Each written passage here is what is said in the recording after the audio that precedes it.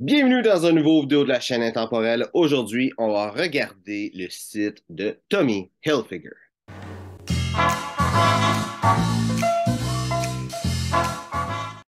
Donc, le site de Tommy Hilfiger, la semaine passée, j'ai fait le vidéo sur le site de Ralph Lauren et j'avais un polo de Ralph Lauren. Donc aujourd'hui, j'ai un polo de Tommy Hilfiger.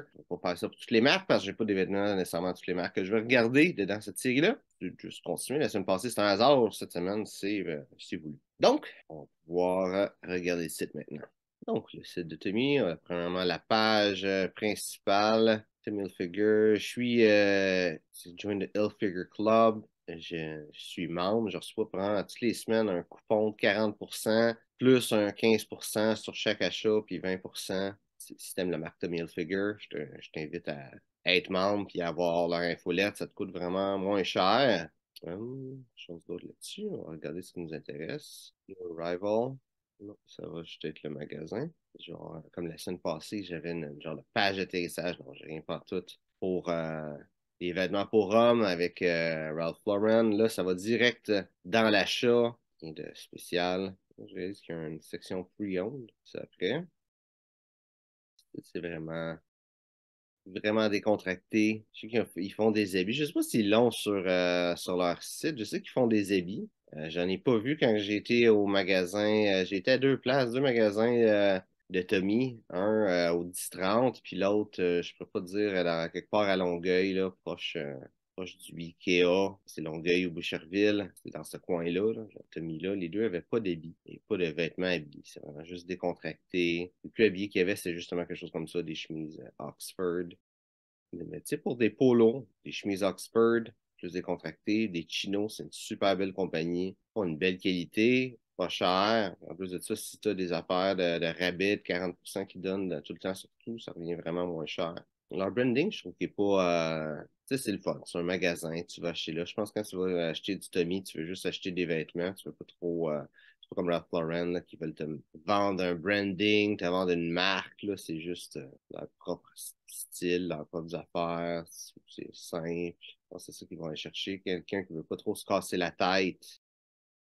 Grand chose d'autre à montrer. Regardez dans Pre-Owned, qu'est-ce qu'il y a? Ah, non. Pre-Owned, c'est sur un autre site que ça fait ça. Je sais pas pourquoi quelqu'un voudrait acheter des vêtements usagés de Tommy, mais je pense que c'est bon pour leur branding, montrer que tu sais, leurs vêtements sont déjà pas chers, là, mais montrer que tu sais, si eux autres même ils endossent d'acheter des vêtements Tommy usagés, c'est qu'ils n'ont pas peur de parler de leur qualité. Tu sais, si tu achètes des vêtements, d'habitude dans la fast fashion, la mode de tous les jours. On voit maintenant, c'est à propos d'acheter quelque chose de mauvaise qualité. Un coup qui est plus bon, tu le jettes, tu achètes quelque chose d'autre. C'est tout à part avec la mauvaise qualité. Si tu regardes des places comme H&M, puis Zara, c'est la scrap, qu'est-ce qu'ils vont te vendre. Mais Tommy, c'est une belle qualité. Puis je pense qu'en faisant ça, en disant que tu peux acheter des vêtements usagés de Tommy, si la marque elle-même, elle tient ça, comme idée puis comme valeur, ça montre qu'ils savent que qu'est-ce que tu vas acheter usagé, ça va être quand même une belle qualité. Moi, ça montre qu'ils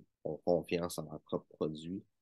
Les habits, ça peut être intéressant. Puis au moment que je filme ça, c'est avant la fête des pères, ce qui va être en fin de semaine. Il y a un Father's Day Shop. Là. On va regarder on va voir ce que ça donne dans les habits, mais on va regarder c'est quoi leur page de fête des pères, c'est quelque chose de spécial. Une erreur que beaucoup de places font. Ils vont appeler ça un blazer pour un veston. Mais un veston, c'est pas un blazer. Il y a une différence entre un veston et un blazer. C'est simple.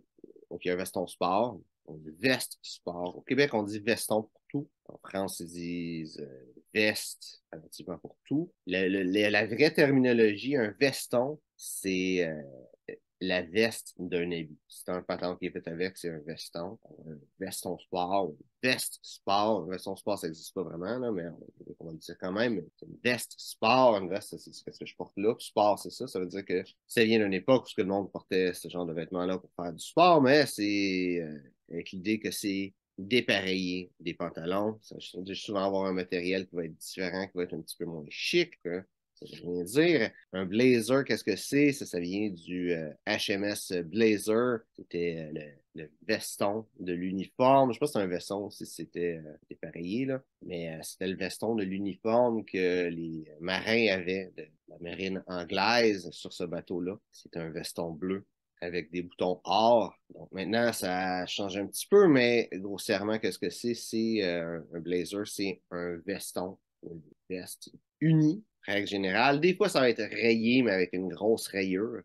Ça va jamais être carotté, c'est plus formel. Et une grosse chose importante, ça va être les boutons. Donc là, c'est ça, ça va pas un blazer, là. Mais les boutons vont être très voyants. Souvent, ça va être peut-être pas nécessairement en or, là, mais couleur or, couleur argent, en laiton, plus, de quoi d'un peu plus antique, un peu plus originalement, c'était ça, c'était beaucoup de laiton, parce qu'il y avait du brass ou en bronze. Tu peux avoir des boutons aussi en ocre de perle ou en ivoire ou en quelque chose qui est blanc. Ça aussi, c'est un des classiques sur un blazer. Mais le bouton, il détonne de l'habit. C'est ça, un blazer. Si les boutons, ils se détonnent pas de l'habit, c'est pas un blazer. De l'habit du veston. Il n'y a pas un gros choix. C'est pas. Heureusement, Tommy, c'est pas une place super bonne pour acheter des habits. Ils vont avoir le classique bleu marin et le classique gris. Question que quelqu'un qui a besoin d'avoir un habit puisse avoir un habit d'eux autres. Et rien de plus, malheureusement. Je sais pas, j'ai pas tout vu. Ils sont tous le même prix, fait qu'ils doivent être faits de la même chose. J'ai vu leurs habits, c'est quoi? C'est mélange polyester, coton, laine, excuse-moi, polyester, laine, élastane.